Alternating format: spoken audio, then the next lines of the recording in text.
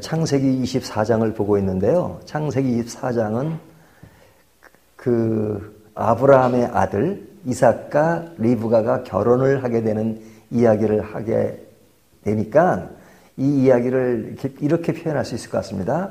두 사람의 러브 스토리, 사랑 이야기입니다.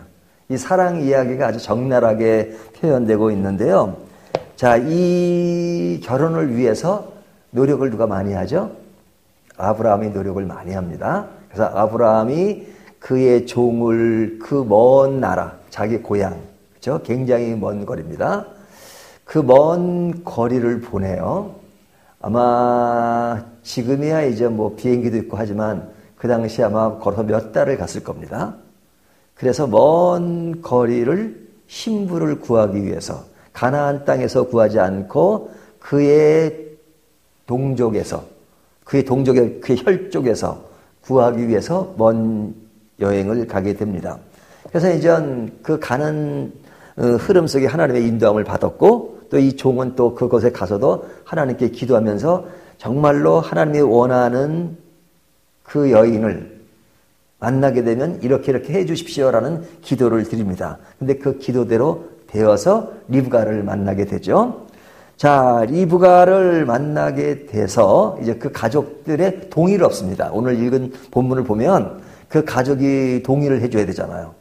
리브가가 혼자 결혼할 수 있는 게 아니고 그 부모가 이제 동의를 해주고 또 리브가를 먼 나라까지 보내야 되니까 그 절차가 있는데 그 절차가 아주 수월하게 진행되는 것을 볼 수 있어요.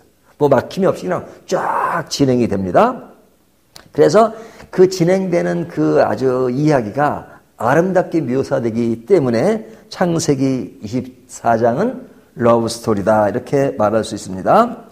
자, 이 스토리 전개 과정을 보면 아까도 말씀드린 것처럼 아브라함이 계획을 세워서 진두지휘를 하는데 그것은 자기 개인의 생각이라기보다는 하나님의 뜻이 무엇인가를 살피고 하나님의 마음을 헤아리면서 그 일을 진행시킵니다. 그러니까 아름다운 이야기 가운데는 아브라함이 딱 있어요. 또 그 일을 실제로 진행하는 건 누구예요? 그 종이죠. 그 종이 먼 거리를 가서 그 일을 진행합니다. 그리고 이제 그 여자 집안, 리브가 집안에 그의 오빠가 있어요. 오빠 이름이 라반입니다. 어서 많이 들어본 이름이죠. 라반이 있고 그의 아버지가 있는데 그의 아버지가 그렇게 크게 드러나진 않아요. 그의 오빠가 드러나요. 라반이 드러나고 나중에 이제 그것을 최종적인 허락을 할 때 그의 아버지가 등장하는 것을 봅니다. 자, 그런데 이제 이 부모 관계 속에서만 이렇게 딱 맞는 것이 아니라 오늘 본문 67절을 보면요. 이런 말씀을 하고 있어요. 67절 한번 볼까요? 67절이 아니고 47절인가요? 47절.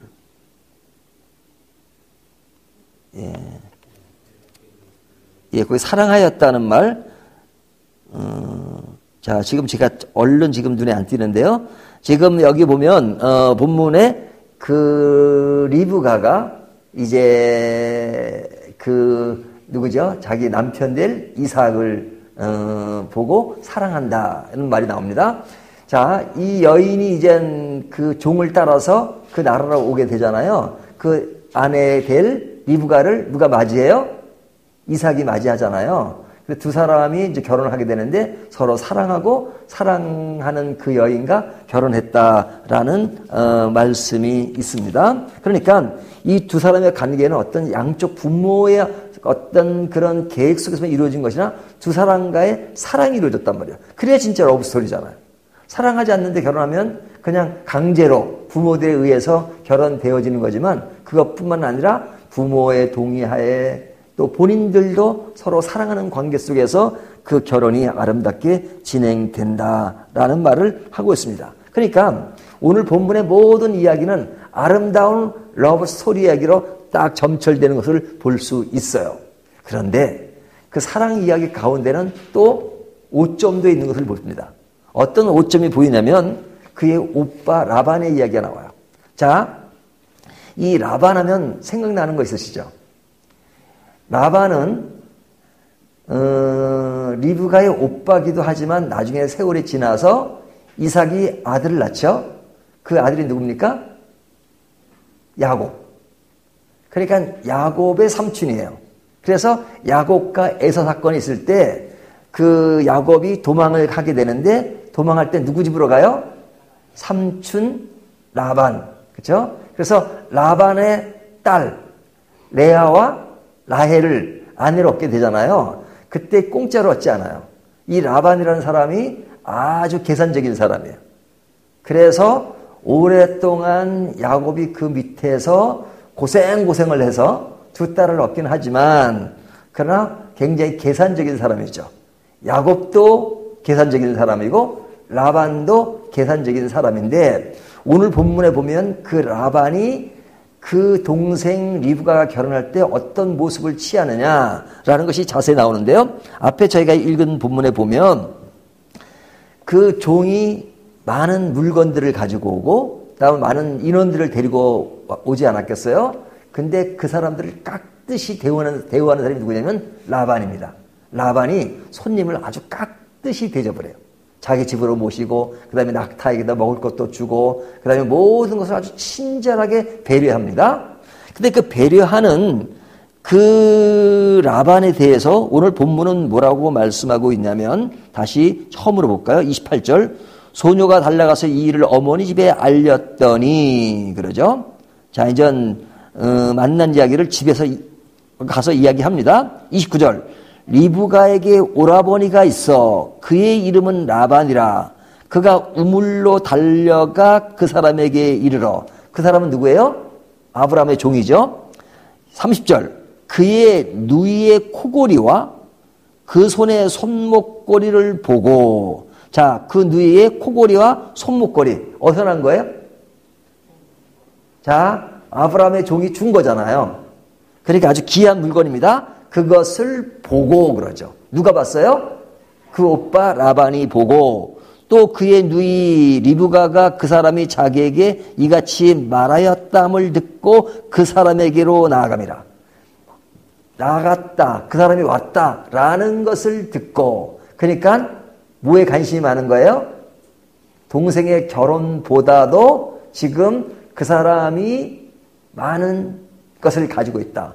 그 사람이 나중에 알고 보니까 장본인도 종이에요, 종. 종인데 종이 그렇게 많은 그 풍요로운 것을 가지고 있으니까 주인이라면 얼마나 많은 돈을 가지고 있을까? 굉장히 많은 돈을 가지고 있는 아브라함을 바라본 거죠. 그래서 누이를 위하는 마음도 있겠지만 누이보다도 뭐에 관심이 많아요? 우리 속담에 제사보다 제밥에 관심이 많다. 뭐 이런 말 있잖아요. 그러니까 이 라반의 눈에는 지금 결혼 그 자체보다도 그 많은 물질이 나에게 유익이 되겠구나라고 생각하고 그 물질을 바라보고 그리고 최선을 다하는 겁니다. 자, 이제 오늘 말씀의 교훈 중에 하나가 뭐냐면 제가 이제 오늘 제목을 사랑의 진실과 거짓이라고 했는데요. 자, 사랑은 진실해야 하는 것입니다. 하나님의 사랑이 진실하죠? 우리가 하나님과 사랑의 가치는 하나님이 진실하기 때문에 그렇습니다.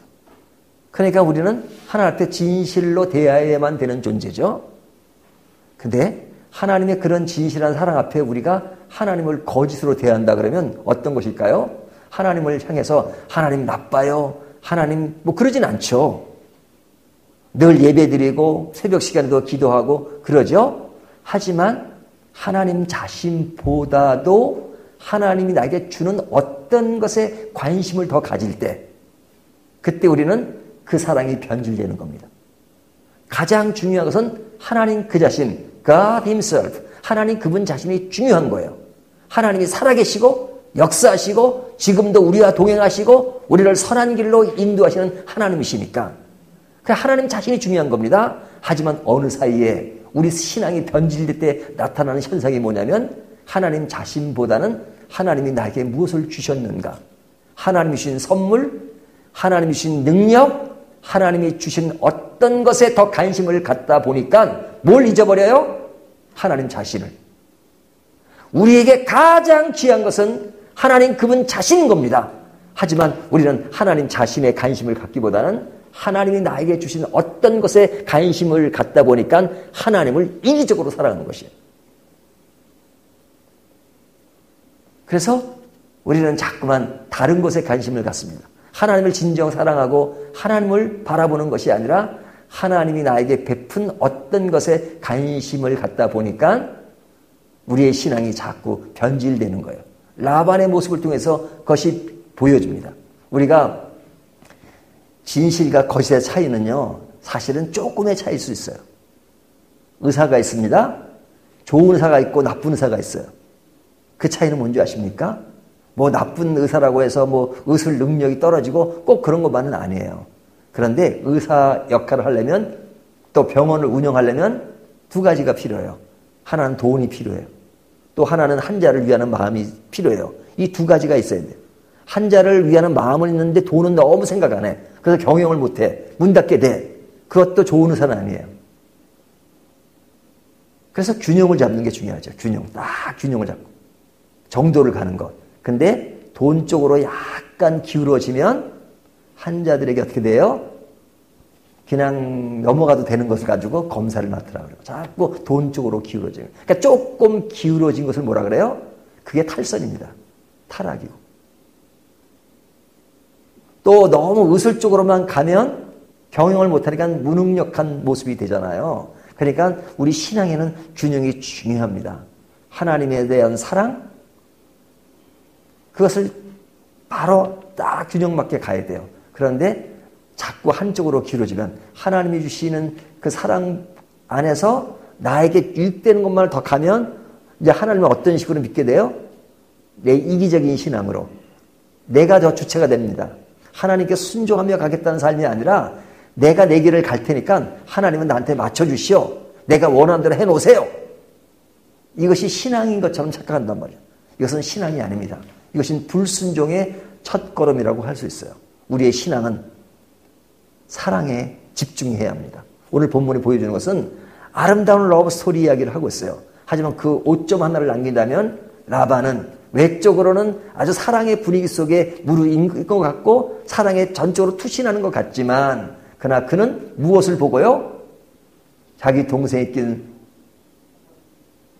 장식품을 보고 그것에 더 관심을 두고 그에게 친절을 베풀었다는 아주 슬픈 이야기를 하고 있는 겁니다. 이 슬픈 이야기가 당시의 이야기로 끝나는 것이 아니라 우리에게도 슬픈 이야기가 조금 들어있을 수 있다면 하나님 자신보다는 내 이기적인 모습이 더 앞장설 때 우리는 외적으로는 하나님을 잘 믿는 것 같지만 그러나 기울어진 사랑일 수 있다는 것을 보여주고 있습니다. 오늘 이 말씀 생각하면서 우리들이 사랑이 어떠해야 되는가? 본질, 신앙의 본질과 신앙의 진정한 가치가 무엇인가 하는 것들 더 깊이 생각해 보면서 우리가 단순히 형식에 끌려가는 신앙이 아니라 마음속에서 영혼 깊은 곳에서 하나님을 더 깊이 사랑하고 그 깊은 사랑 안에서 진실을 향해서 나아가는 저와 여러분이 되시기를 주님의 이름으로 축원합니다.